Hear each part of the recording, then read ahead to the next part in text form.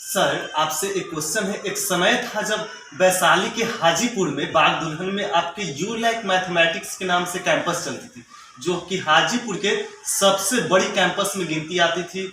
और उस समय आप हाजीपुर का स्टार भी रह चुके हैं।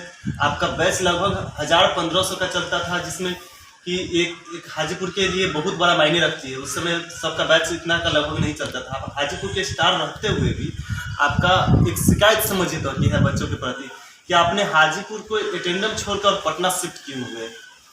और फिर पटना पहुंचने के बाद भी सर आपने वहां पे अपना नाम भी चेंज करके माधव मैथमेटिक्स रखा, तो इसके पीछे रीजन क्या है? कुछ सबसे पहले तो मैं आप लोगों को आपके चैनल के माध्यम से आपको भी और जो भी लोग इस चैनल के माध्यम से देख रहे हैं सभी लोगों को ढेर सारी बधाई, बहुत बहुत शुभकामनाएं। और बात रह गई कि मैंने अपना नाम क्यों चेंज किया। हाजीपुर में यू लाइक नाम से मेरा संस्था चल रहा था और मैंने पटना गया तो माधव सर के नाम से वहाँ कोचिंग चलने लगी। देखिए, सबसे पहले तो मेरा नाम माधव नहीं है, मेरा माधव टाइटल है और मैं अपने टाइटल से पटना में कोचिंग चला रहा हूँ। यहाँ पे कोचिंग का नाम था, जैसे हर कोचिंग का अपना एक नाम होता है, लेकिन यहाँ कोचिंग का एक नाम से चलाते थे, लेकिन वहाँ जब गए तो हम अपने टाइटल से चलाने लगे।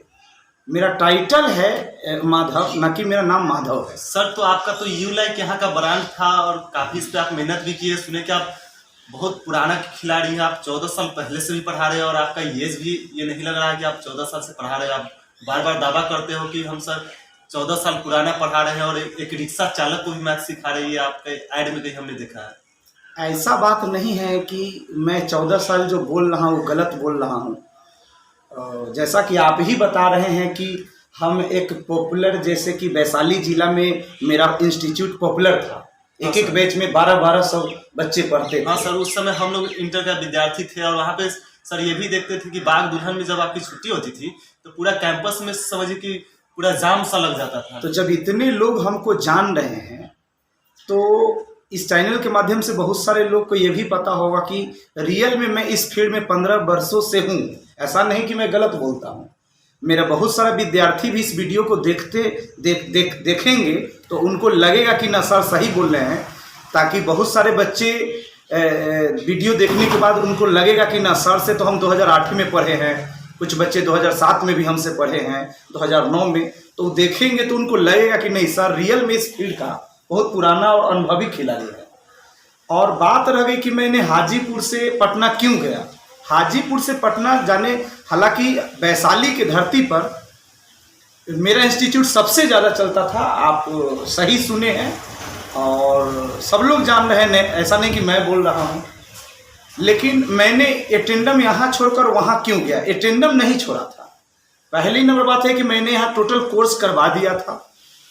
थोड़ा बहुत जो 1-2 चैप्टर बच गए थे उसको हम अपना, मेरा ही, हालांकि हम ये बोलना नहीं चाह रहे हैं, हमारा ही विद्यार्थी है मैथ मस्ती वाले सर, जो विपिन यादव है।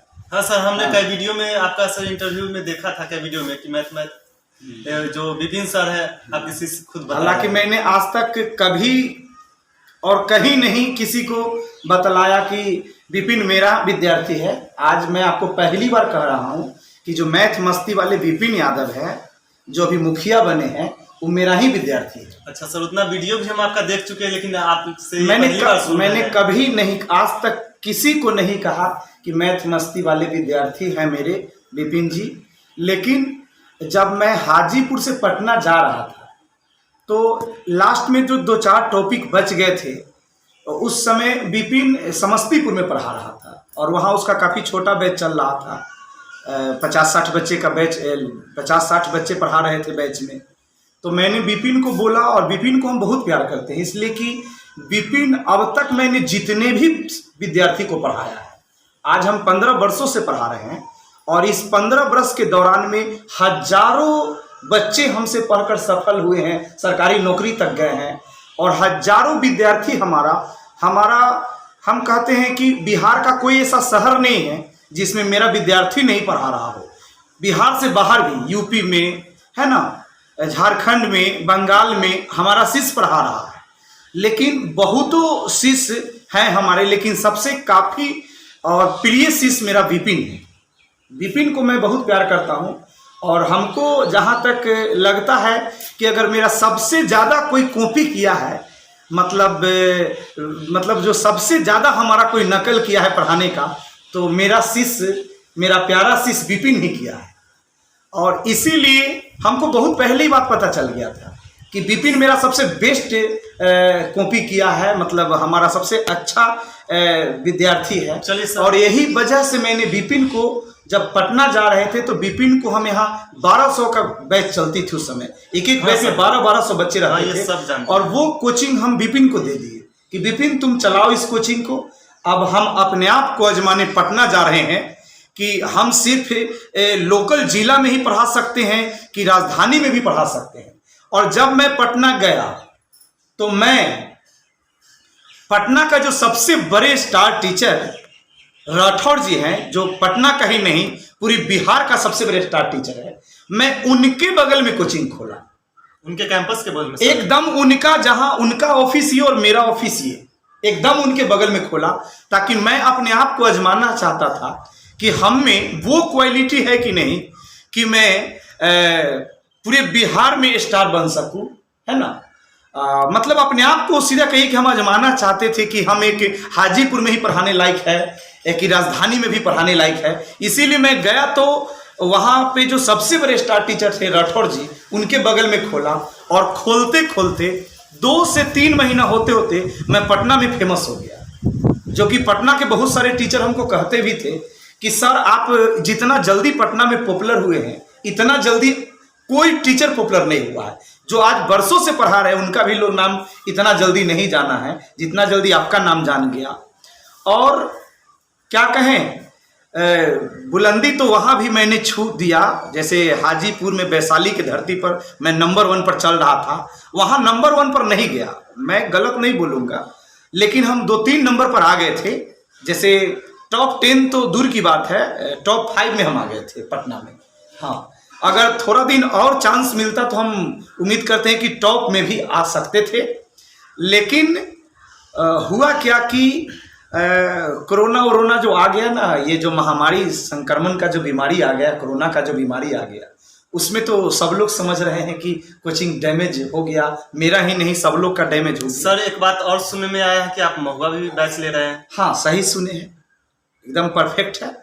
ताकि कोरोना के वजह से लोग पटना नहीं पहुंच रहे थे, पेरेंट्स अपने बच्चे को शहर नहीं जाने दे रहे थे, और वहाँ रेंट बहुत है पटना में, शायद आपको पता है या नहीं। वहाँ का कोचिंग का जो रेंट होता है 60,000, 70,000, 80,000, लाख रुपया रेंट होता है, महीनों का, साल का नहीं, हर महीने इतना पैसा देना पड़ता है। और कोचिंग जब बच्चे वहाँ नहीं पहुँच रहे थे तो मकान मालिक होते हैं, हर महीना उनको पैसा चाहिए ही। आपका कोचिंग चले या ना चले, पैसा मतलब मकान मालिक लेते ही हैं। और बच्चे जब पहुंच नहीं रहे थे पटना में तो हम कैसे बच्चे को पैसा, मकान मालिक को पैसा दे पाए। तो हमने प्लान किया कि बच्चे अगर अभी पटना नहीं आ रहे हैं तो हम ही बच्चे के यहाँ चले जाते हैं। तो हम मतलब मैं प्रॉपर हाजीपुर के रहने वाला हूँ, तो मेरा घर हाजीपुर प्रॉपर हुआ। तो हाजीपुर से महुआ का जो डिस्टेंस है उतना ही है जितना कि पटना का डिस्टेंस है। तो हम शाम में पटना जाते हैं और सुबह में महुआ जाते हैं। सर अभी पटना का भी बैच चल रही है? हाँ, पटना का बैच चल रही है, लेकिन कोरोना के बाद जो स्थिति है एकदम बिल्कुल खराब है। और हमारा जो अपना संस्था था उसको हम अभी रेंट कहिए कि अभी नहीं ऊपर उस ढंग से हो रही है, इसीलिए हम लोग मतलब अपना संस्था को स्टॉप करके, हमारे एक मित्र हैं उनके साथ अभी एक ही रूम में हम दोनों अभी पढ़ा रहे हैं, टाइम मतलब बांट करके, इस टाइम में पढ़ाएंगे उस टाइम। सर तो आपने भी बोला, जैसा कि सब लोग जानते हैं कि आप तो हाजीपुर का नंबर 1 स्टार रह चुके हैं, वहाँ पे 1000-1500 का आपकी बैच भी चलती थी, और पटना पर भी समझिए तो ऊंचाई की बुलंदी छूने वाले थे। लेकिन अभी सबको, जैसे सब कोई जानता है कि अभी महुआ का भी स्थिति उतना बढ़िया नहीं है, वहाँ भी सुने कि ज़्यादा का कुछ खास बैच नहीं चल सकता। तो सर आपका कैसा फील होता है? अभी आपको क्या लगता है कि हाजीपुर ही बेस्ट था कि हमको हाजीपुर ही जाना चाहिए? नहीं, बेस्ट तो पटना ही है, बेस्ट तो हम पटना को ही मानते हैं। जो मज़ा पढ़ाने में राजधानी में है वो मज़ा तो फिर कहीं नहीं है। लेकिन सर क्या चांस बनती है कि फिर से जब पढ़ाई की दौर या नौकरी की फॉर्म ज़्यादा आने लगे तो फिर से आप पटना जाना चाहते हैं? पटना है ही, जाना क्या चाहते हैं? नहीं, फिर से अभी आप एक महुआ भी हम अभी दोनों जगह हैं, दोनों अभी सर जगह। आपका देखा जाए तो महुआ पे मेन फोकस है। नहीं नहीं, ऐसा बात नहीं है, दोनों जगह बराबर फोकस है।